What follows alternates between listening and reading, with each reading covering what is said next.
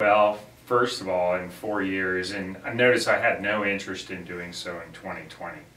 And there's a lot that's changed in 4 years. Number one, I've gotten a lot more involved in the Republican Party, and I've also gotten a lot more involved in the state legislature and the work that I've tried to accomplish there. So since 2018, I think I've run, there's a 13th bill that just got printed yesterday. So 13 bills that I've had my hands on, 12 of them that I wrote solely, and then yesterday's was a collaborative effort to fix the festival gun ban problem.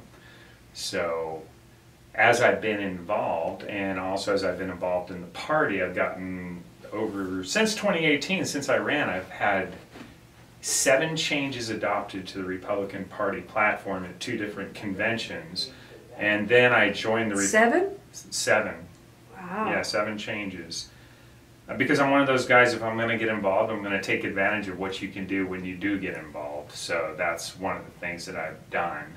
And then also, I joined our Republican Party Central Committee in 2020, and then they recently, about 6 months ago, made me chairman of the local Central Committee. And in doing that, I've also had to extend my reach into a lot of different policy subjects and elected officials. So now just seemed like the right time. And the senator that we have, who ran as a, quote, conservative back in 2018, he said he was conservative, has actually proved to be clearly aligned with the Democrats on most policies. And so we really need to get rid of him.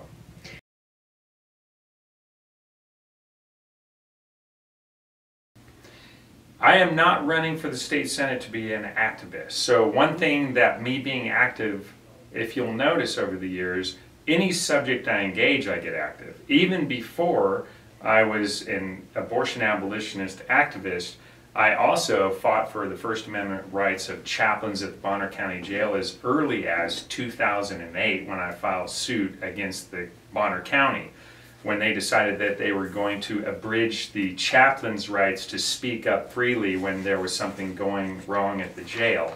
So I filed a federal lawsuit at that time against Bonner County, and we prevailed.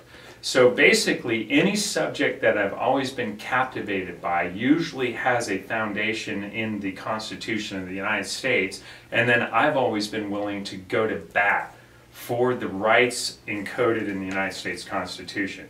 But the key is, I'm not going to Boise to be an activist. I am actually going to Boise and running for this Senate seat to change policy, to actually change the direction of our government. So I'm going down there to try to be effective.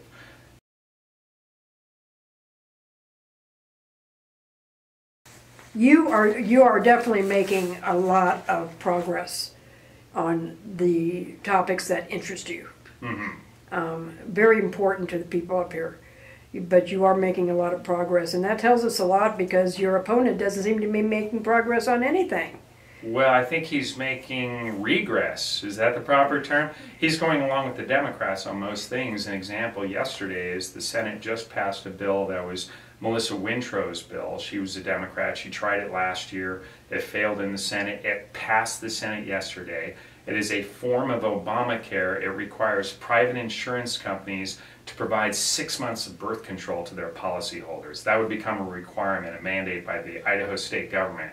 Now, if a private insurance company wants to provide contraceptive coverage to their policyholders, fine. But in a capitalistic market, the state of Idaho has no authority and should not mandate that of a private insurance company. That's Obamacare for birth control. And Jim Woodward, the guy I'm running against, voted for it. And I hope that it's killed in the House. It actually passed the Senate, but that tells you where our Senate is right now and why we need conservative leaders in the Senate.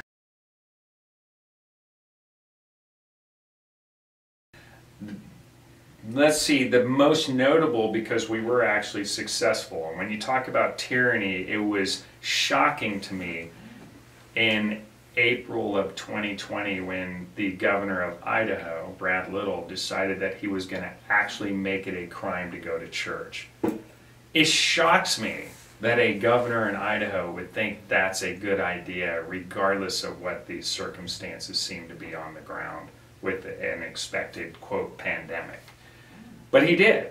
He actually made it a crime to go to church. He made it a crime to gather for a prayer meeting. He made it a crime to have your pastor come over to your house to administer communion. So therefore, we filed a federal lawsuit against him 2 weeks after he made it a crime. And within 2 weeks of the filing of our lawsuit, and we ended up amending that lawsuit because he kept changing his orders, he removed all restrictions on church gatherings, and those were no longer illegal in response to our federal lawsuit. And then months later, the Idaho federal court issued a dismissal because by backing out the restrictions, the case became moot, but the federal judge sent a very clear opinion in his dismissal that we were likely constitutionally right, and I think the governor got the message.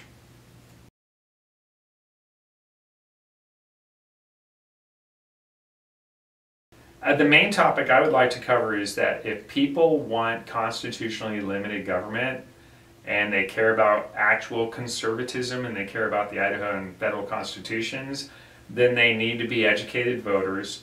They need to make sure that they understand on the Republican ticket that the Republican primary is the election, because up in our district, when you get to the general election, it's very likely that the Republican's going to win. And on the state race, the same thing. You could have independents, Constitution Party, and other parties, but we seem to be like in this law of gravity, that in the state of Idaho, in most legislative districts and most jurisdictions, the Republican wins. That means that the Republican primary is the election of utmost importance in the state of Idaho. That's going to dictate our future, and we're in, frankly, the last 2 years has shown us to be in a constitutional crisis in the United States of America and in the state of Idaho.